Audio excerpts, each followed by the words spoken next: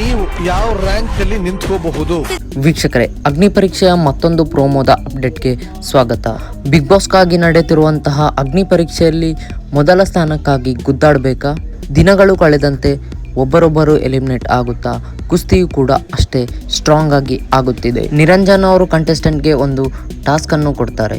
ನೀವು ಯಾವ ಸ್ಥಾನಕ್ಕೆ ನಿಲ್ಲಬೇಕೆಂದು ನೀವೇ ವಿಚಾರ ಮಾಡಿ ನಿಲ್ಲಿ ಎಂದು ಹೇಳಿದಾಗ ಮೊದಲನೇದಾಗಿ ಚಂದನ್ ಟೀಮ್ ಇಲ್ಲಿ ಆಟವಾಡುತ್ತಿದೆ.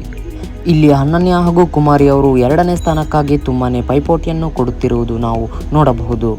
ಕುಮಾರಿ ಅವರು ಇಲ್ಲಿ ಹೇಳುತ್ತಾರೆ, ನಾನು ಫಿಸಿಕಲಿ ಸ್ವಲ್ಪ ವೀಕ್ ಇರ್ಬೋದು, ಆದರೆ ಮಾತಿನಲ್ಲಿ ಅಂತೂ ತುಂಬಾನೇ ಚಾಲಾಕಾಗಿ ಇದ್ದೇನೆ ಎಂದು.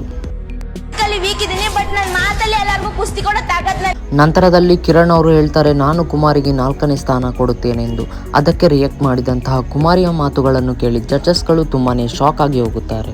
ನಂತರದಲ್ಲಿ ಚರಣ್ ಹಾಗೂ ಕಿರಣ್ ಅವರ ನಡುವೆ ತುಂಬಾನೇ ಮಾತುಕತೆ ಆಗುತ್ತದೆ. ಅದು ಯಾವ ಕಾರಣಕ್ಕಾಗಿ ಅಂದರೆ ಮೊದಲನೇ ಸ್ಥಾನಕ್ಕಾಗಿ.